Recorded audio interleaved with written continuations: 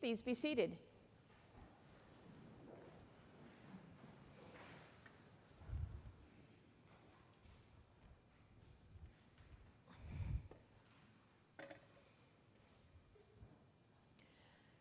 When we talk about the incarnation, that is, God becoming flesh and dwelling among us, we're diving into one of the most profound mysteries of our faith. The opening chapter of John includes the iconic line, "And the Word became flesh and lived among us." As we consider today's gospel passage, we must begin with the truth of the gospel. The Word became flesh. That is, God walked among us. And to contemplate the nature of Jesus's flesh is to contemplate the nature of God. God chose to enter our world in the most intimate, vulnerable, and yes, even messy way possible. God took on flesh with all its joys and sorrows, comforts and discomforts, delights and sometimes even grossness. In doing so, God affirmed the goodness of the physical world in its entirety, both the beautiful and the less than beautiful parts. Imagine for a moment, some of us can imagine this better than others these days, taking care of a baby. There's just something so precious about holding a newborn, those little fingers wrapping around your own, the way they snuggle into your arms, the sweet smell of babies.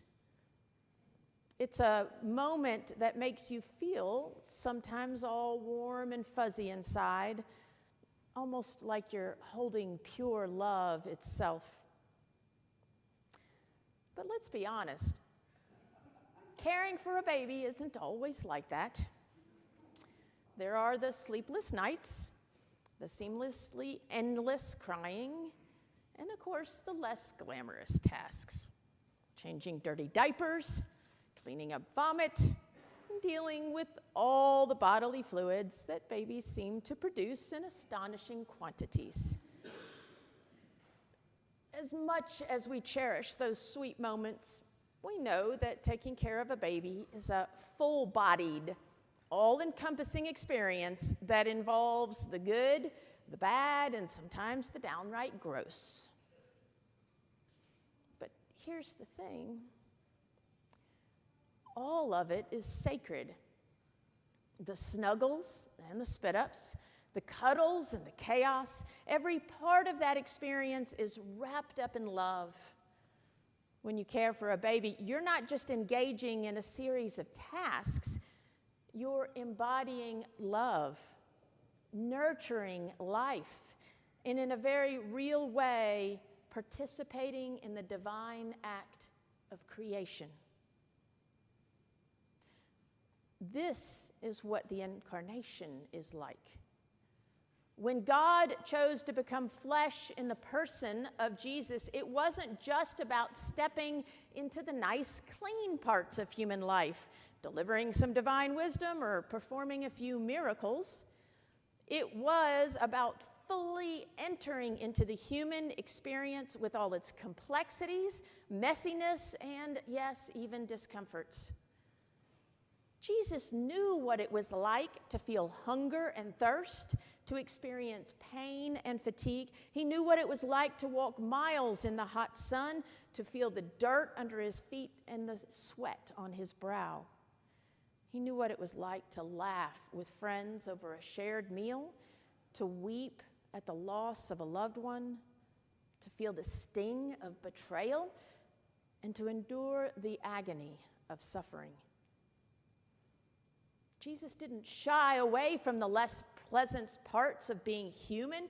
He embraced them fully.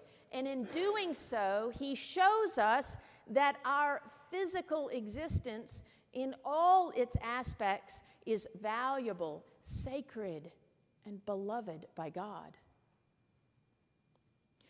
Biblical scholar Carolyn Lewis emphasizes that to understand Jesus' meaning when he exhorts us to consume his flesh and blood, we first have to understand the incarnation. Accepting that the Word became flesh is not just a theological concept. It's a tangible reality that might transform how we understand our bodies and the world around us. For Lewis, the incarnation is a reminder that God's presence is found in the physical, the ordinary, and even the messy parts of life. It's an affirmation that our bodies, our experiences, and the material world matter deeply to God, as they are all parts of God's creation. But let's face it, sometimes being in the flesh isn't exactly a walk in the park. Our bodies can betray us. We get sick, we get tired, we experience pain. There are moments when being human feels gross or uncomfortable, when we'd much rather retreat into something less vulnerable, less exposed. Yet it's precisely these moments that we have the opportunity to truly allow God's incarnation to speak to us powerfully. Think about Jesus' life. He didn't come to live in a palace or be pampered or protected. He was born in a humble stable, lived as a wandering preacher with nowhere to lay his head, and ultimately endured the physical and emotional agony of the cross. Jesus experienced the full range of human existence, including the uncomfortable and the painful. And in doing so, he showed us that even these aspects of our lives are embraced by God. So what does this mean for us? Well, our faith isn't just about what we believe in our heads or feel in our hearts. It's about how we live in our bodies. It's about how we care for ourselves, how we care for each other, and how we engage with the world around us. It's about recognizing that every aspect of our physical existence, from the most beautiful to the most challenging, is an opportunity to encounter the divine. Imagine for a moment holding that baby again. Just as every moment with that child is infused with love, whether it's a tender cuddle or a messy diaper change, so too are our lives infused with God's presence. When we embrace our physicality, care for our bodies and the bodies of others, and engage with the material world in a way that reflects God's love, we are living out the incarnation. We are participating in the sacred, even in the mundane or uncomfortable moments. The incarnation calls us to embrace the full range of our human experience, recognizing the sacredness of our physical bodies and the material world, even when it's uncomfortable or challenging. The Word made flesh reminds us that God loves us here and now, so that we can trust that in every moment, whether it is a sweet snuggle or a messy diaper change, God is present, affirming the goodness of our lives just as they are.